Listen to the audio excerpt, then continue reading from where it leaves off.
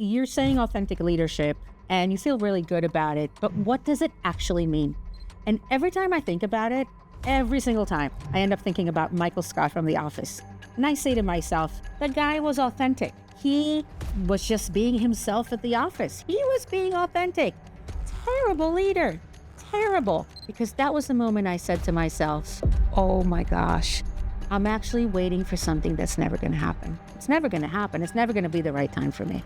When you make a change, you need to know what your alternative is. So the real question is, what happens if you don't make the change? Hey, Dr. Michelle Rozen here, and you don't want to miss another episode of What Really Works, where we talk about how to stop doing the things that don't really work for you and how to hone down on what really works in leadership and life.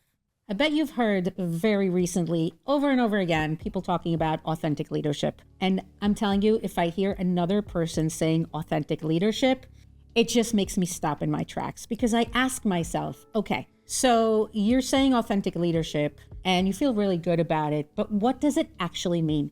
And every time I think about it, every single time, I end up thinking about Michael Scott from The Office. And I say to myself, the guy was authentic, right? He was just being himself at the office. He was goofy. He was mischievous. He was being authentic.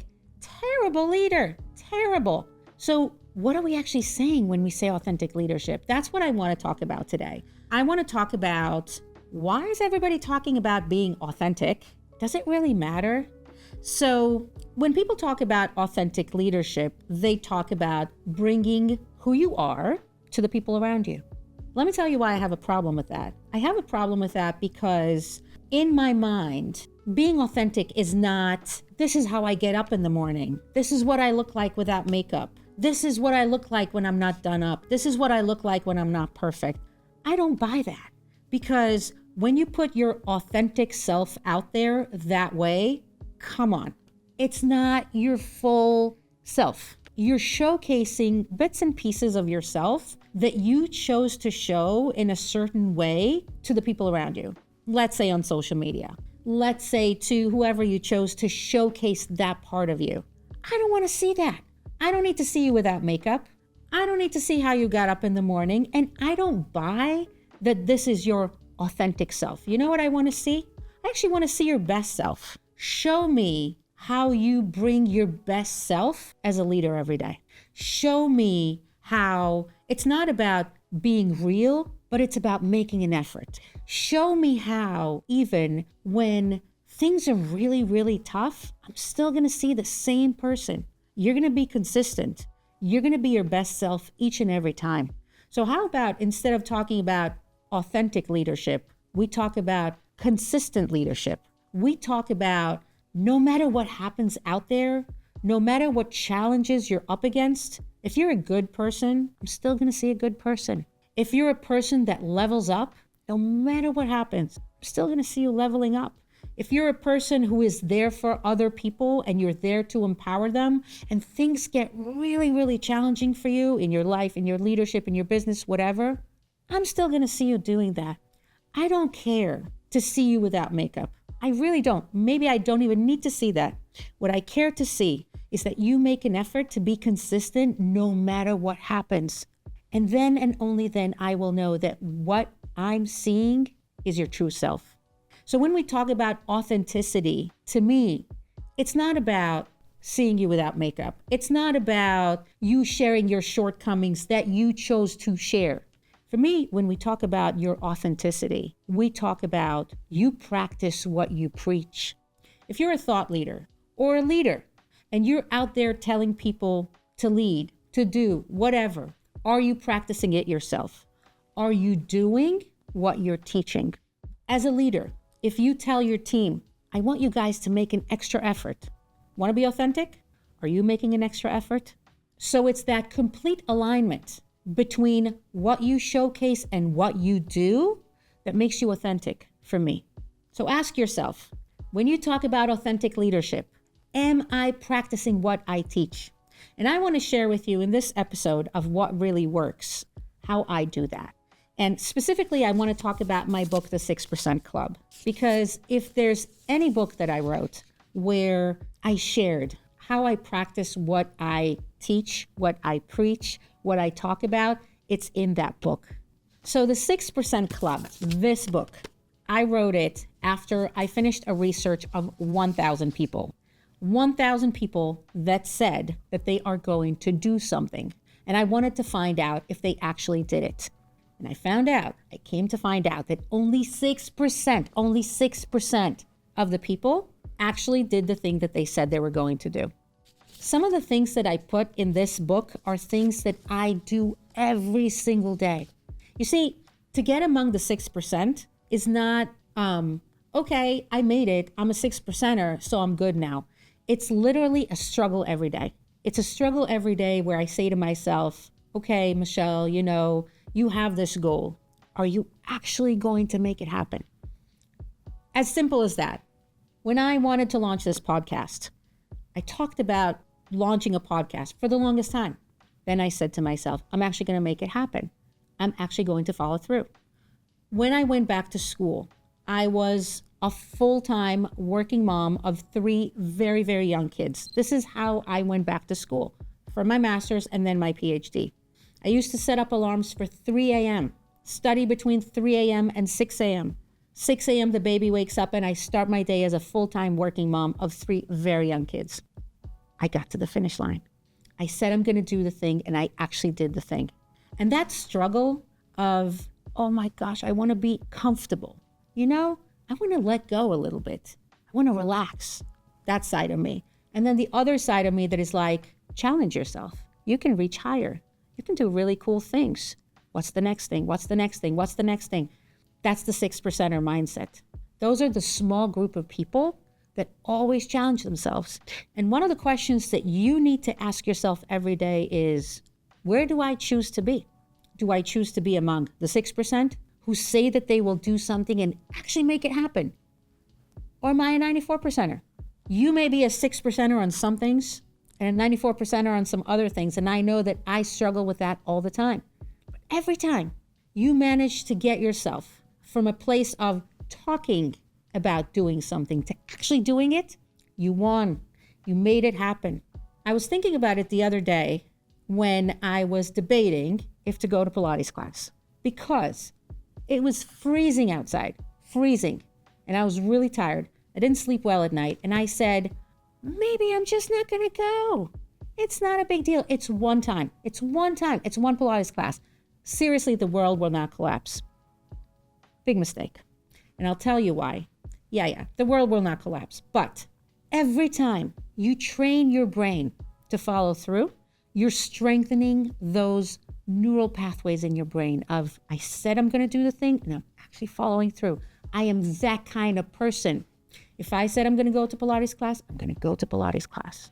If I said I'm going to do a podcast, I'm going to do the podcast. If I said I'm going to challenge myself, I'm going to challenge myself because I'm that kind of person. That's a 6%er mindset. So will the world collapse because I didn't go to Pilates class? No, but I just started a neural pathway in my brain of, I said I'm going to do the thing, but I found an excuse and I gave up. And the more I do it, the more my brain will default to that. Every time you cut a corner, every time you say you're going to do the thing and you don't do the thing, you're training yourself to do that more and more. So now I want to share some of my life with you. When we talk about doing what really works, how did I do that? How did I challenge myself and how I continue to challenge myself every day? So straight from the book, The 6% Club, we're going to play a little game. I'm going to open the book wherever. We're going to see where I open it, and wherever I open it, I'm going to talk about it. Okay? So we're going to start now. Ready for this? Here we go. Okay. Okay, listen to this. This is where I opened it. Part 2, The Secret of Making a Change.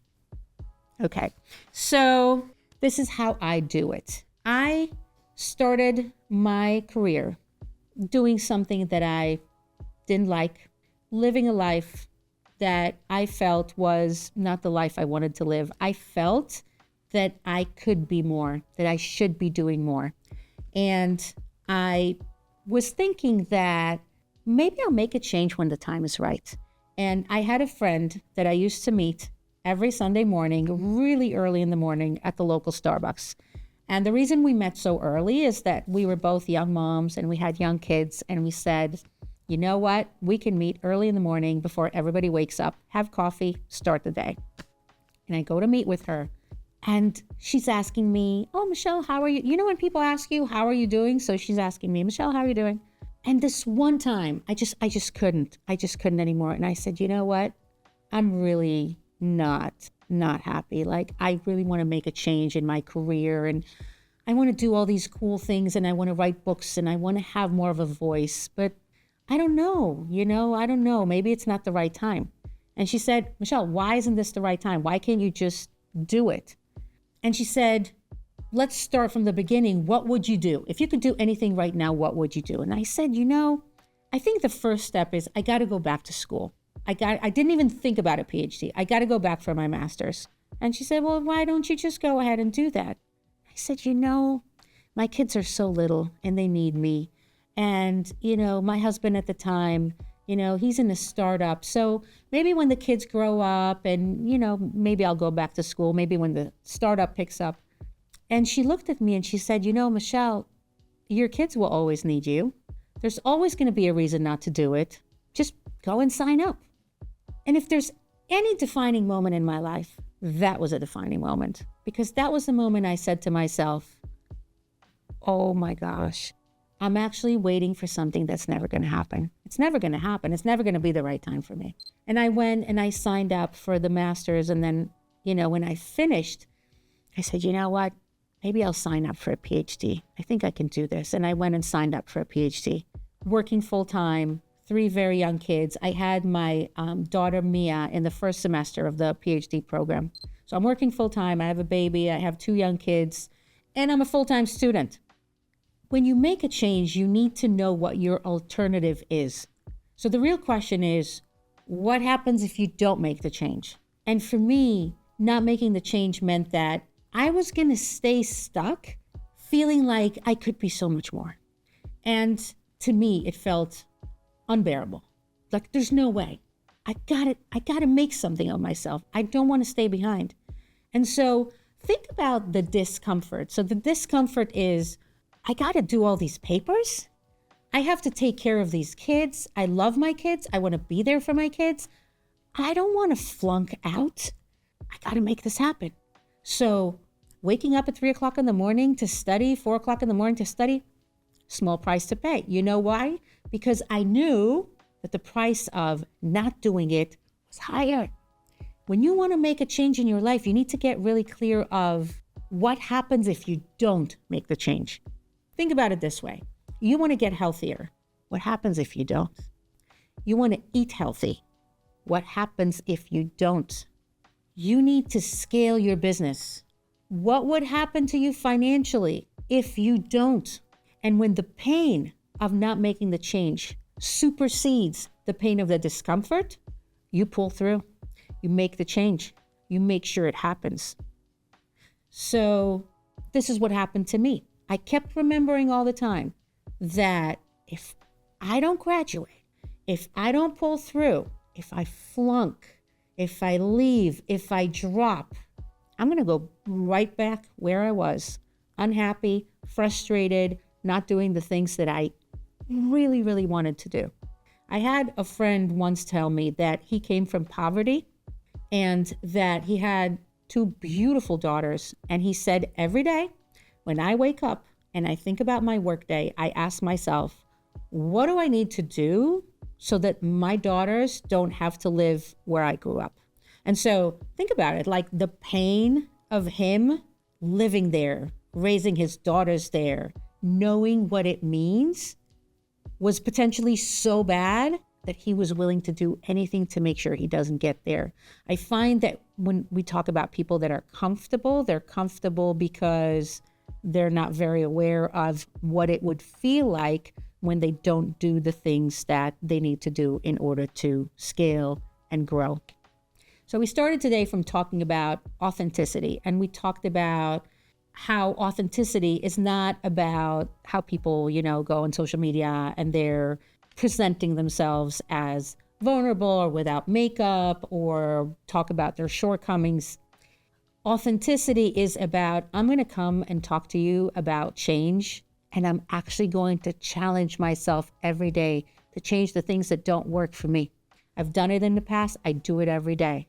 And it's a very humbling process because you want to be saying to yourself, wow, I do it all right. I'm winning at this. Look at me. It's a humbling process in the sense that you tell yourself, I got some things to work on. I'm going to work on them.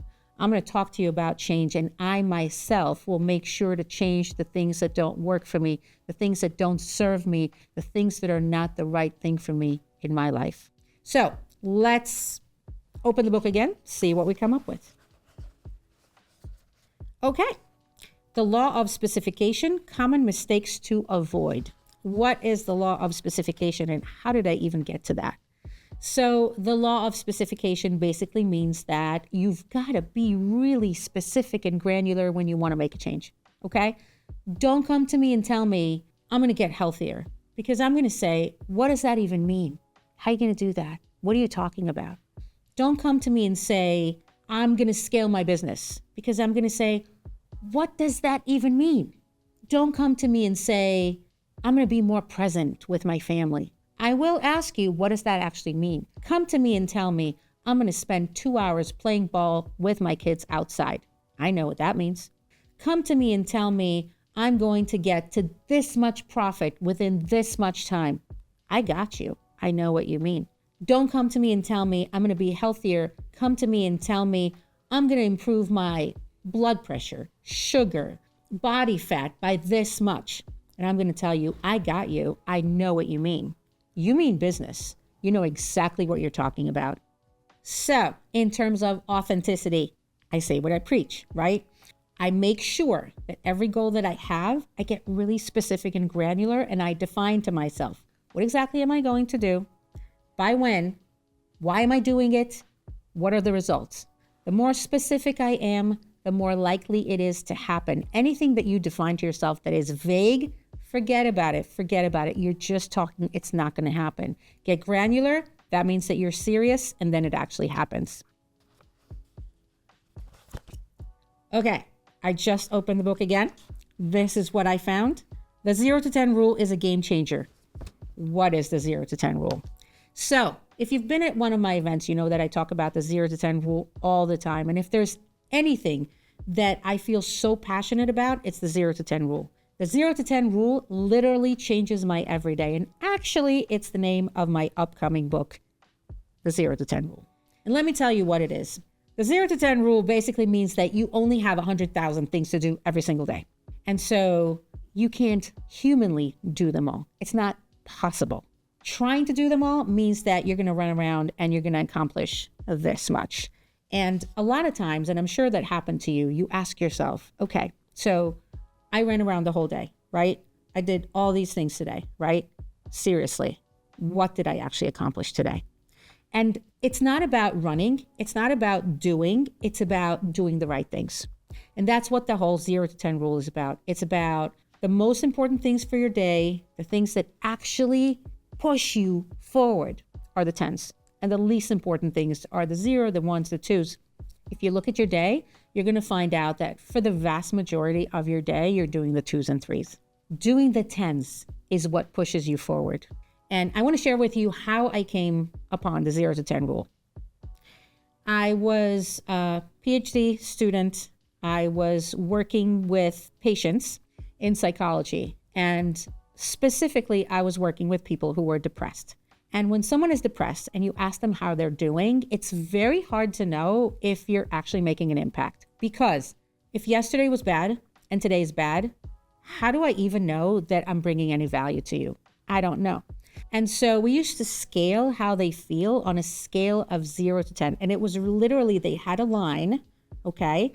And they had to throw like a little line on the line over there. And we had special rulers to measure where the line falls. So if yesterday it fell on a 2 because you felt like 2, and today it was 2.5, and the next time it's 3, oh my gosh, that's progress. Okay, now let's see how I'm going to get you to a 4. Maybe we can get you to a 5, and maybe that's as far as you go. Okay, So at the time when I was learning this, think about what I shared with you. I was so overworked. There's no human way to do this. Like full-time student, full-time mom, full-time career woman. So I had a full-time job. Like it's just too much. So I remember working with the ruler and thinking how helpful that is, that I'm able to see what is actually going on. And I remember thinking to myself, what if I take it back to my own life? And it's going to help me figure out where to actually put my time, because I don't have time. I don't have time for everything. And I took it back to my own life and I started using it for prioritizing, for figuring out what's the most important thing right now. Stupid example, right? Write a paper, matching socks. Matching socks don't matter. My kids did not have matching socks for, I think, a number of years. I think it got trendy over time where people didn't match their socks. I think I invented the trend, but never mind. Just not important. I'm not going to spend time on that. Spending time with my kids, super important. Making sure the house is perfect. Forget that. I don't care about that. I'm going to spend time with those kids. So that mental mindset of like figuring out all the time what matters the most, what are my 10s, what are the most important things in my life, that became my best tool for actually making it to the finish line. And then I started working with leaders, and I came to find out that leaders really struggle with figuring out what matters the most. And that a lot of times leaders carry that problem to their teams, right? The team comes and the team is not clear on what matters the most to the leader.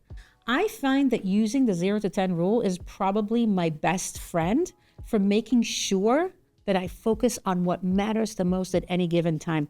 Listen, I want to relax. I want to have time for hobbies, but I want to do so much. How do I do that? I use the 0 to 10 rule all the time. And so when I wrote the 0 to 10 rule in the 6% Club, I talked about it and I said to myself, writing this book, how important is this right now? Let's think. It's a 10. I'm going to make it happen. And when you identify that something is a 10 for you, you make it happen no matter what. And so I asked myself, and I'm telling you in the most authentic way, I live this every day. I practice the 0 to 10 rule all the time to make sure that I can accomplish so much and still leave myself so much time for recreation, for working out, for spending time with the people that I love, for doing things that I love, to keep that balance in my life. I want to end this episode by telling you something very important. We live in a world that changes all the time. You're going to have a lot of challenges all the time. You're going to go in social media and you're going to see other people that claim to be authentic. They're going to showcase themselves a certain way and you're almost going to buy into it.